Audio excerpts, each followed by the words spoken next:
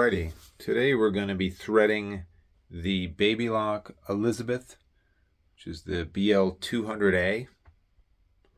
It's pretty straightforward as a baby lock goes, but we'll walk you through the steps.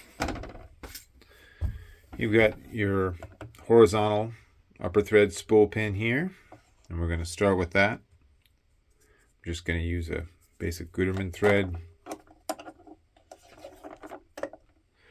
Now, as far as spool cap, you always want to choose one that is a larger diameter than your spool of thread. Like this one is a little bit too small.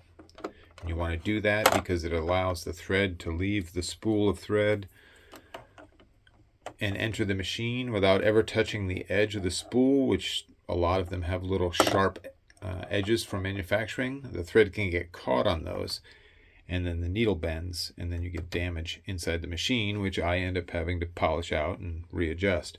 So to avoid that, always use a spool cap that has a larger diameter so that the thread comes out of the spool and onto the spool cap and then into the machine.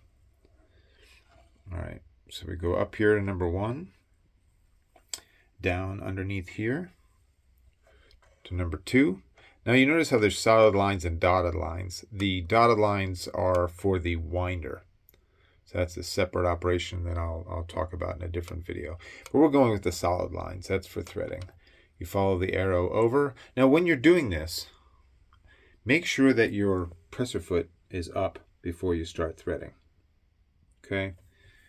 Make sure it's in the up position, because the tension discs that are in here, you want those to be open so you can get the thread in between them. If you have the presser foot down, those discs will be shut and you won't be able to get your upper thread into them. So always lift that presser foot first so that they're open. So now we go down. See at number 3, we're going to make a U-turn in here. And what this is doing is putting the thread into the check spring. Okay. Now, making sure that your needle is in its top position. You can do that with your button, or you can do it with the hand wheel. Just make sure that the needle bar is up top. That way we can catch the take-up lever, which is at number 4 here. And this one does not protrude out of the machine, so you have to have it in the right position when you're threading so that it will get into that lever properly. And you can look through the little window in here. It's a little dark, but you can see the take-up lever there in the middle, and if it were a little brighter, that you could actually see that red thread is actually in the end of that take-up lever. So it's a good place to check first.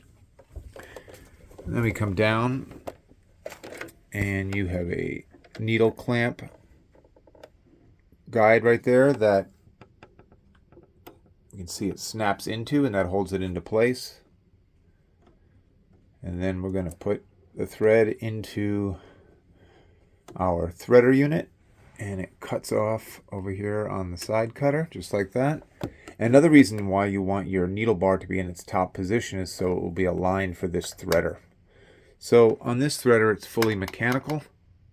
You don't want to do a fast karate chop downward movement because 1, it can not thread correctly, and 2, it can damage the threader. So you want to do it in kind of a 2-step motion.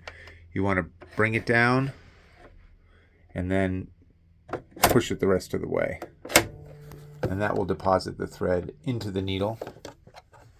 You just take your thread, pull it back so you can see that the thread goes into the front of the needle and out the back. And then take your thread, put it in between your foot, give it a little pull to give it a little bit of a tail, and let it sit back in the back. So the upper thread is threaded. Now we're going to do the bobbin.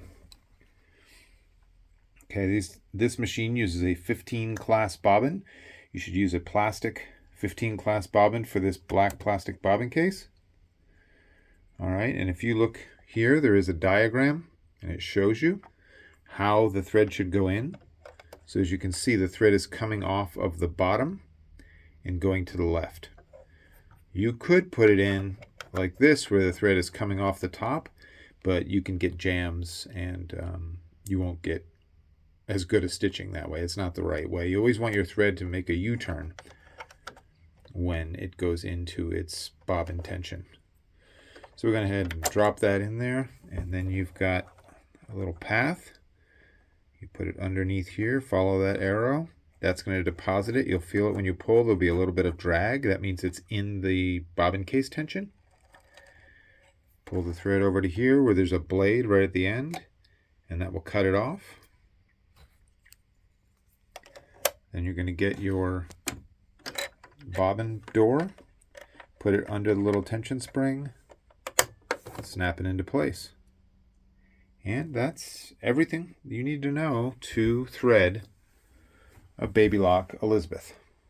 If you have any questions, put them down in the comment section below. Please like this video if it helps, and subscribe to the channel because I will have more videos on the way. Until next time, take care.